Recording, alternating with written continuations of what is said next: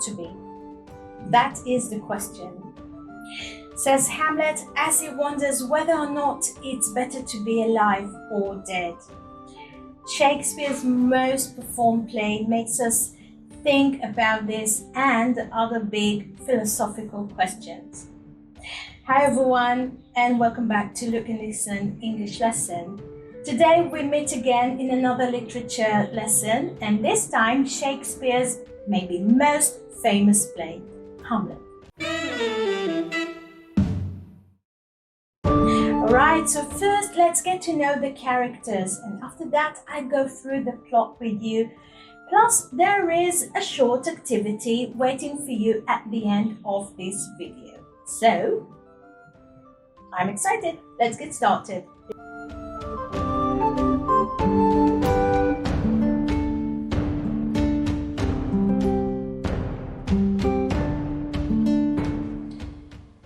Hamlet, the Prince of Denmark, is the main character, about 30 years old, the son of Queen Gertrude and the late King Hamlet, and the nephew of the present King Claudius. Hamlet is melancholy, bitter, and cynical.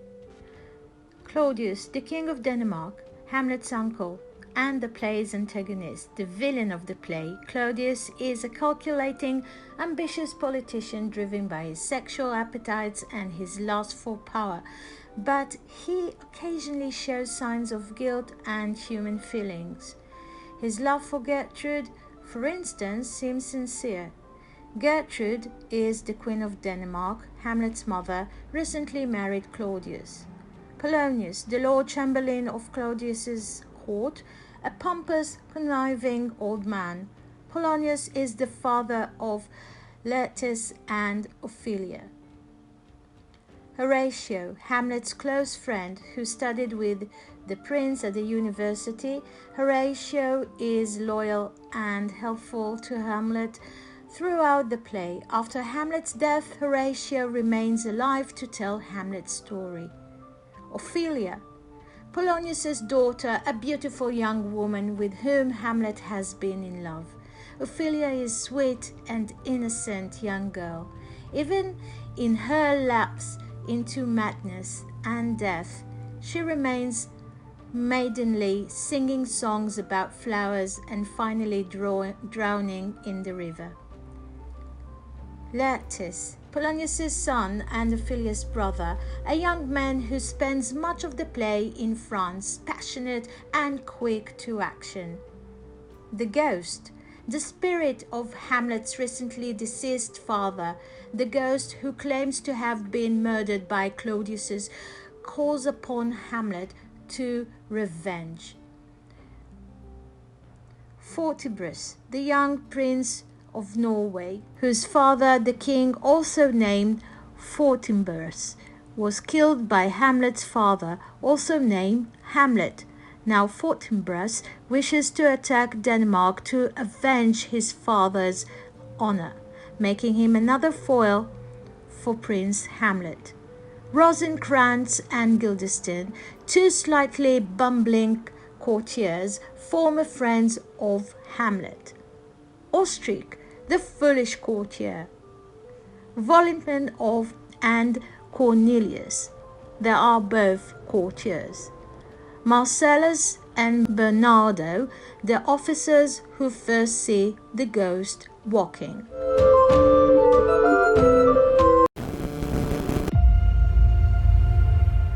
Hamlet, the Prince of Denmark, has come back from university to find that his father, the old king, is dead.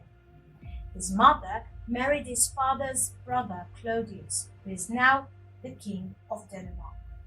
Hamlet is shocked and disgusted that his mother has married so soon after his father's death, and so angry, not to mention full of hate, that she has married Claudius, his own uncle. Soon a ghost is seen walking on the castle walls. The ghost looks like Hamlet's father, the dead king. When Hamlet sees the ghost, he is told that it is the ghost of his father, the king. "I am your father's spirit," the ghost tells Hamlet.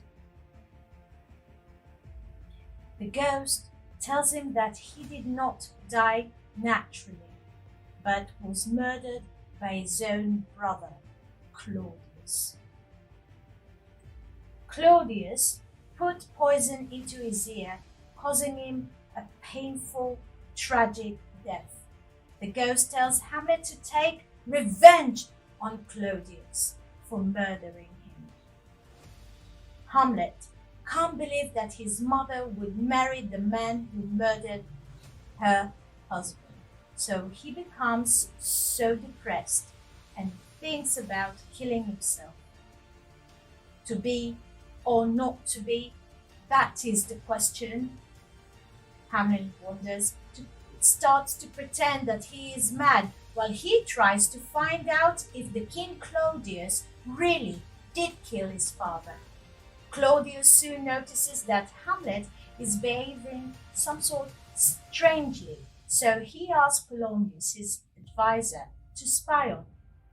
Polonius thinks that the best person to find out what is causing Hamlet's strange mood is Polonius's own daughter, Ophelia. This is because Ophelia is Hamlet's girlfriend, and so she is close to him. But when Ophelia tries talking to him, Hamlet gets very angry, tells her that he never loved her, and breaks up with her. Ophelia is very upset by this. A group of traveling actors arrives in town. Hamlet gets them to perform a play at the castle. Now, Hamlet's play contains a scene in which someone murders a king by putting poison in his ear. Exactly what the ghost said that happened to him. Hamlet's plan is to watch the King Claudius during the play and see how he reacts when he sees his own crime performed on stage. Then Hamlet will know if Claudius is guilty or not. Hamlet's plan works. King Claudius becomes so angry that he interrupts the play and goes off in a rage. Claudius starts thinking of ways to get rid of Hamlet. Soon afterwards, Hamlet sees Claudius praying and wants to kill him.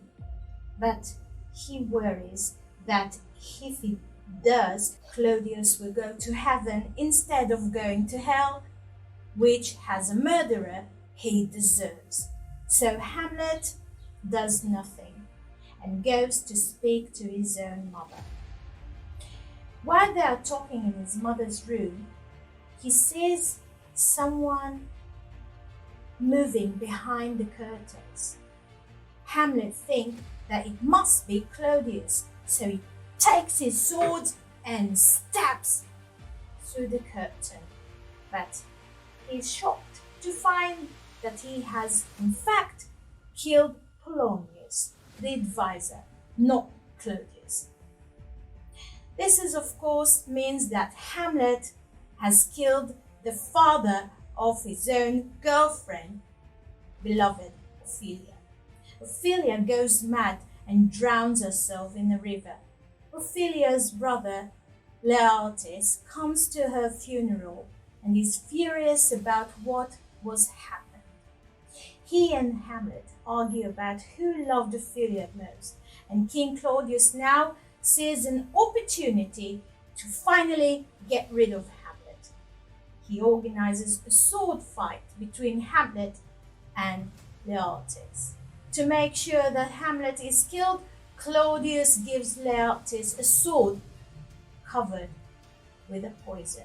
He also prepares a cup of poisoned wine, but Claudius' plans go horribly wrong when the poisoned sword wounds both Hamlet and the artist, and Hamlet's mother drinks from the poisoned cup.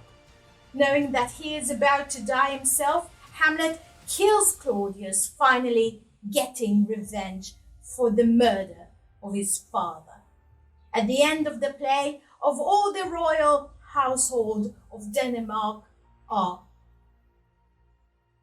dead. Well, that's about it. But before you go, check on your understanding and try to answer this question. Read aloud Hamlet's famous speech. Oh, that these two solid flesh would melt. Now you try to trace Hamlet's mood and the way in which it changes during the speech. What is the reason for Hamlet's distress? Let me know in the comments below. That's it. Till next time. Bye bye.